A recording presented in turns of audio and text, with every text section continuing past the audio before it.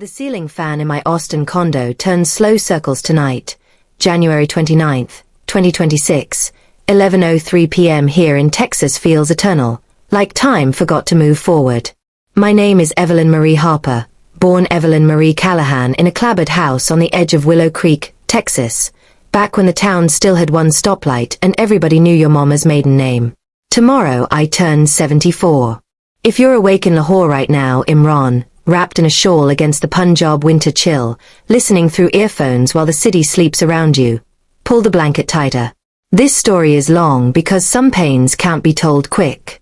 They need room to breathe, to ache, to scar over properly before the healing shows. If you've ever felt erased from your own family's photo album, stay with me. Comment below the name of the person who carried you when your legs gave out. We'll whisper their names like prayers in these comments tonight. Like if a mother's love ever felt like a one-way street. Subscribe to Grandma True Stories. Because the deepest wounds don't shout. They whisper until you finally listen. Let me take you back to the beginning, the real one, not the polished version I used to tell at church potlucks. Roy and I got married in June 1971 at the First Baptist Church on Maple Street. I was 19, he was 21. Both of us smelling like hay and motor oil from working the same summer at Old Man Jenkins' feed store. The reception was in my mama's backyard. Folding tables, potato salad in Tupperware, a 3-tier cake my Aunt Gladys baked because the bakery in town was too expensive. Roy wore his daddy's suit. I wore mama's wedding dress with the lace sleeves let out because I was already showing a little. We danced to Stand By Your Man on a portable record player until the needle skipped. That night we drove to a motel in Waco for our honeymoon. 2 nights, king bed, cable TV we never turned on. 9 months later Travis Roy Harper came screaming into the world at Memorial Hospital. 7 pounds 4 ounces, black hair like his daddy's, eyes the color of creek water after rain. Roy was a roughneck, worked the oil rigs out near Odessa. He came home every 2 weeks smelling of diesel and dust, pockets full of paychecks and cheap candy for the baby. He built Travis a crib from scrap lumber, sanded it smooth so no splinters would catch tiny fingers. He taught him to throw a football before the boy could walk straight. Gotta have a strong arm, Evie, he'd say, grinning. Like his old man. Then came March 17th, 1989. St. Patrick's Day. I remember because the radio was playing Irish jigs while I ironed Roy's work shirts. The phone rang at 2:47 p.m. A voice I didn't know, calm, too calm, said there'd been an explosion on rig 14. Faulty valve. Fireball. Roy was gone. Just like that. 39 years old. They recovered what they could. The casket was closed at the funeral. I stood at the graveside in a black dress I'd bought on credit, Travis clutching my hand so tight his knuckles went white. He was 6. He kept asking, "When's Daddy coming home from work?" I had no answer that didn't taste like ash. The insurance came through, $1.2 million, a policy Roy had quietly taken out when Travis was born. Just in case, Evie. For the boy. I didn't touch most of it. Put it in a conservative fund through a quiet advisor in Dallas named Mr. Whitaker. Told myself it was for Travis's future. College, wedding, house for his family someday. The rest I used to keep the lights on. Sold Roy's truck. Took every shift the diner would give me. Cleaned houses on weekends. Scrubbed toilets at the high school after hours so Travis could play Pop Warner football without worrying about cleats or registration fees. I never let him see the nights I cried into a pillow so the thin walls wouldn't carry the sound to his room. Never let him hear me whisper to Roy's photo on the dresser, "Why'd you leave us, baby?" We weren't done yet. I smiled. Always smiled. Mothers do what they have to. Travis grew up good. Tall like his daddy, quick smile, football star at Willow Creek High. Homecoming king junior year. Scholarship to UT Austin. Business major because I want to build something big, Mom. For us. I cried in the bathroom after the acceptance letter came so he wouldn't see. Framed the letter next to Roy's army photo on the mantle. He met Lauren at a Dallas alumni mixer in 2013. She was 28, worked in marketing for a tech startup, blonde hair always perfect, Instagram feed full of golden hour selfies and matcha lattes. First time she came to the house, she wrinkled her nose at the linoleum in the kitchen. "It's so vintage," she said. I laughed, offered her sweet tea. She asked for sparkling water. I drove to the store at 9 p.m. to get it. They married in 2015 at a vineyard outside Austin. White tents, string lights, $85 a plate chicken. Travis whispered to me the week before, "Mom, we're a little short on the reception. Can you help?" I drained the emergency fund I'd rebuilt over 25 years, $18,000. Wrote the check with shaking hands. Told myself it was an investment in happiness. Emma Grace arrived in 2017. Jake Thomas in 2019. I drove 3 hours every other weekend with foil pans of chicken spaghetti, banana pudding, homemade rolls. Lauren always had a reason. Emma has ballet. Jake's got a cold. We're doing family photos with my parents today. I left the food on the porch swing like offerings to a god who never answered. One Easter I baked deviled eggs and a ham, wrapped it all pretty. Drove up in my old Ford pickup. Lauren opened the door in linen pants and pearls. "Oh, we already did brunch at the club. Thanks though." She took the cooler, set it inside without inviting me past the foyer. I heard the kids laughing in the backyard. I stood there on the welcome mat for a full minute, wind chimes tinkling above me, then turned and walked back to the truck. Sat in the driver's seat until the tears stopped stinging, started the engine, drove home listening to old country songs on low volume so the lyrics wouldn't make me sob harder. I told myself it was fine. Mothers adjust. Then came the call in early 2021. Travis sounded breathless. "Mom, we found it. The house. Frisco. 5 bedrooms, 3 baths, pool, game room, cul-de-sac, perfect schools for the kids. But the down payment. It's steep. $280,000. His voice cracked on the number. I closed my eyes. Thought of the Elm Street house. The one Roy and I bought in 1972 for $28,000 with a VA loan. The porch where Travis learned to ride a bike. The kitchen where Roy taught him to flip pancakes. The bedroom where I rocked him through fevers and nightmares. Where I still kept his kindergarten drawings taped inside the pantry door like sacred scrolls. I listed it. Sold for $320,000 after fees. Wired them $280,000 straight to escrow. Travis hugged me at closing so hard my ribs ached. "You're the best, Mom. You'll have your own room here. Holidays. Grandkid sleepovers. We promise." I believed him. Closing day, I drove up wearing my diner apron because I'd come straight from the lunch rush. Grease on my sleeves, hair in a net. Lauren met me halfway up the flagstone walk. "Evelyn." "Hi. Travis is inside with the realtor." She glanced at my shoes, white sneakers with coffee stains, then back at my face. "We're still unpacking boxes. Maybe call or text first next time." I forced the smile I'd perfected over decades, held out the foil pan of fresh cornbread. "Baked it this morning. Thought the kids might like it." She took it with 2 fingers, like it might bite. "Thanks. Come see."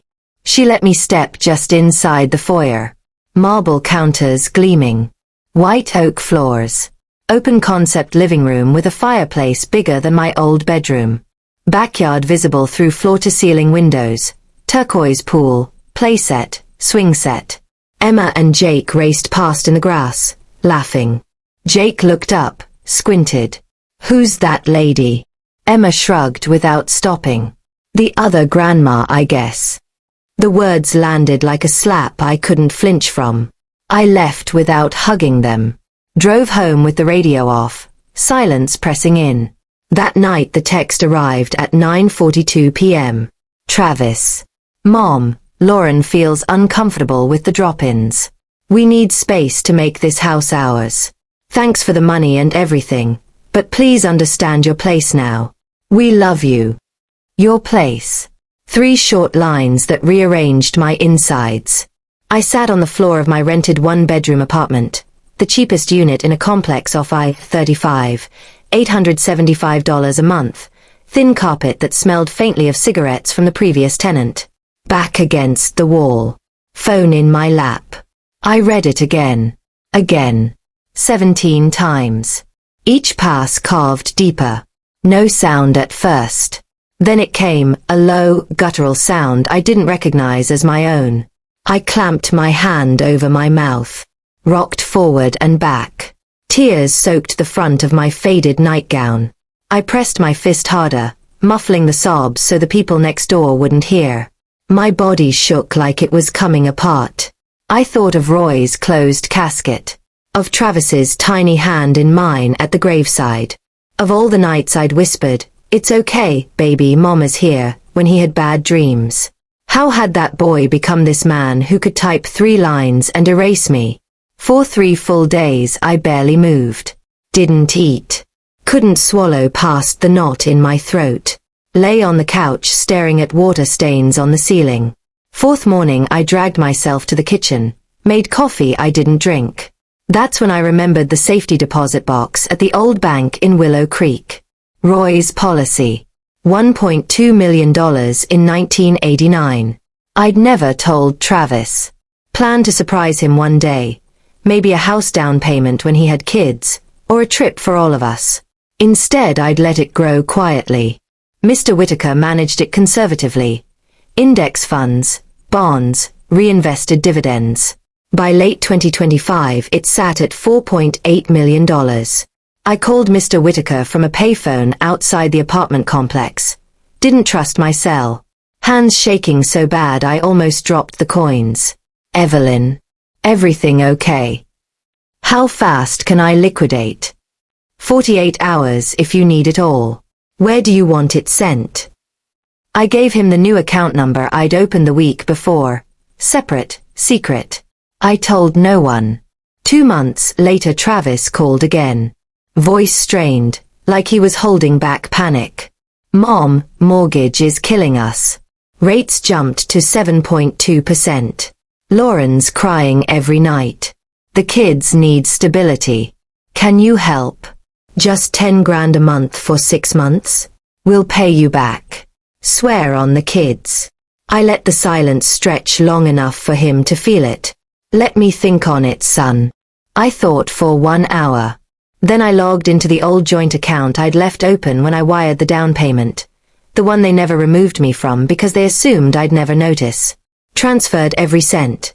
$47,312.17. Then I called the 4 credit cards I'd co-signed years ago, just in case of emergency. All frozen by 10 a.m. 7:14 a.m. the next morning my phone exploded. Travis. Screaming. "Mom, what the hell?" Cards declined at Starbucks. Gas station wouldn't take them. Mortgage autopay bounced. They're calling about late fees and foreclosure threats. What did you do? I sat on the edge of my bed. Sheets still smelled like laundry detergent from the laundromat. Voice steady. First time in months. "You told me to know my place, Travis. I finally do. I'm no longer your backup plan." Lauren snatched the phone. Voice high, sharp. "Evelyn, this is insane. We have children. You're punishing them because you're hurt? Grow up." I said very quietly, each word deliberate. "You built your dream on my broken back. Enjoy it while it lasts." I hung up. The voicemails started immediately. Travis sobbing. "Mom, please. I didn't mean it like that. I love you. I was stupid." Lauren alternating between guilt trips. "Emma keeps asking why Grandma stopped coming," and rage, "You're selfish." One night at 2:17 a.m. he banged on my apartment door. Through the peephole I watched him slump against the frame, shoulders shaking, crying like the 6-year-old who'd lost his daddy. "Mom, open up. Please." I stood there in the dark hallway, hand on the chain, heart tearing in two. Part of me wanted to fling the door wide, pull him inside, rock him like before. The bigger part, the one forged in those 3 days on the floor, kept it locked. I changed my number the next day. Moved to this condo near Ladybird Lake. Small, 1-bedroom, balcony with a view of water that calms me when nothing else does. Started volunteering at the women's shelter downtown. Met women my age with the same hollow look. Grandmothers erased, mothers used up. We drank burnt coffee in styrofoam cups. Shared stories in whispers. I planted geraniums on the balcony. Red, like the ones Mama grew. Watched sunsets turn the lake gold. Breathed without the constant ache for the first time since Roy died. 6 months passed. Travis appeared at the shelter on a Tuesday afternoon. No Lauren. Face thinner, eyes red-rimmed, hair unkempt. He waited in the lobby until my shift ended, then followed me to the parking lot. Mom. His voice broke on the word. We lost the house. Foreclosure notice came 3 weeks ago. Auctions next month. Lauren packed a suitcase 2 nights ago. Said she couldn't handle the downgrade, the apartment, the shame. Left me with the kids in a 2-bedroom off 635. Rent's late already. Emma cries herself to sleep asking where Grandma's cornbread is. Jake drew a picture, our old house in Frisco, with you standing in the yard. Wrote, Grandma, come back, in crayon. I was wrong. God forgive me, I was so wrong. I let her convince me you were holding us back. I believed it. I'm ashamed every day. He dropped to his knees on the cracked asphalt. Right there between parked cars. Shoulders heaving. Please, Mom. I'm so sorry. I don't deserve forgiveness, but I'm begging. I knelt too, knees popping, joints protesting after years of standing shifts. Lifted his chin with trembling fingers. His face was streaked, tears, snot, like when he was little and fell off his bike. I wiped it with my sleeve the way I used to. I never stopped loving you, Travis, I whispered, voice cracking open. But love isn't permission to break someone and walk away. We sat on the curb until the streetlights flickered on. Cars passed. Horns in the distance. He told me everything. Slow, halting. How Lauren started small. Your mom's sweet, but she's so country. How it grew. She doesn't fit our lifestyle.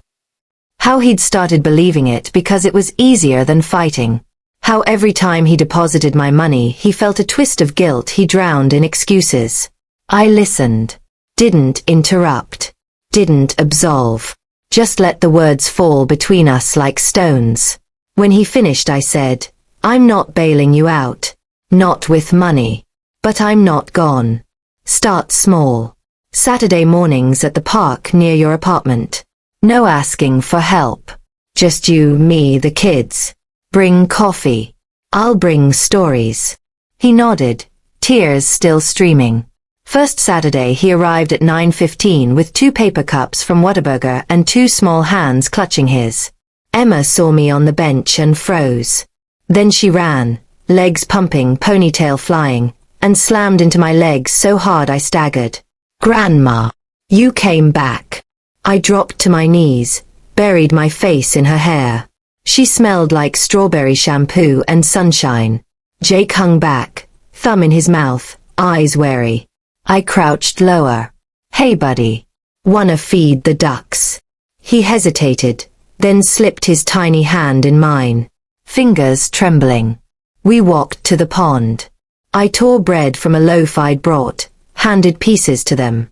Jake whispered, I thought you didn't want us anymore. I pulled him close. Never. Baby. Never. We rebuilt one Saturday at a time. Some days were awkward, silences when Travis tried to apologize again and I wasn't ready. Some days Emma asked innocent questions that cut. Why did Mommy leave? Travis answered honestly, voice thick. Because grown-ups make mistakes, sweetheart. I added, but we fix what we can. Little by little the trust returned. Hugs longer, drawings brought for me. Grandma, taste this, as they shared snacks. A year later Travis had a better job. Project manager at a construction firm. Rent caught up. Therapy twice weekly. Lauren remarried fast. A finance guy in Dallas with a bigger house. Travis doesn't speak ill of her. Just says quietly over coffee one morning, "I see clearer now, Mom. I see what I almost threw away. Last Christmas we crammed into my condo. Tiny tree from Walmart. Store-bought ham because my oven's too small. Kids tore into gifts I wrapped with shaky hands. Books, puzzles, a stuffed longhorn for Jake. Travis pulled me into the kitchen while they played. Mom, I found the insurance papers when I helped you move those last boxes. 4.8 million. You could have bought 10 houses like ours. Why didn't you ever tell me?" I looked at him, really looked. The boy I'd carried, the man who'd broken me, the son fighting to come home. "Because I wanted you to love me," I said, voice cracking wide open. "Not what I could give you. I wanted you to see me, the woman who stayed, who smiled through the pain, who loved you when loving hurt." He broke then, pulled me into his arms and sobbed against my shoulder, deep wrenching sobs like he hadn't since Roy's funeral. I held him tight, rocked him side to side. Tears soaked my blouse, hot and endless.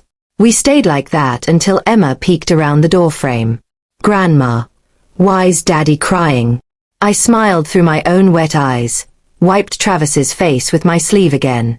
Because sometimes grown-ups need to say sorry with their whole heart. And sometimes saying sorry feels exactly like coming home. Today the porch light is on. My phone buzzes at 7:42 p.m. Travis. "Sunday dinner at your place? Kids want Grandma's cornbread. I'll bring the coffee. And, thank you. For not giving up on me." I text back, fingers steady. "Wouldn't miss it, baby. Doors always open. I am Evelyn Marie Harper.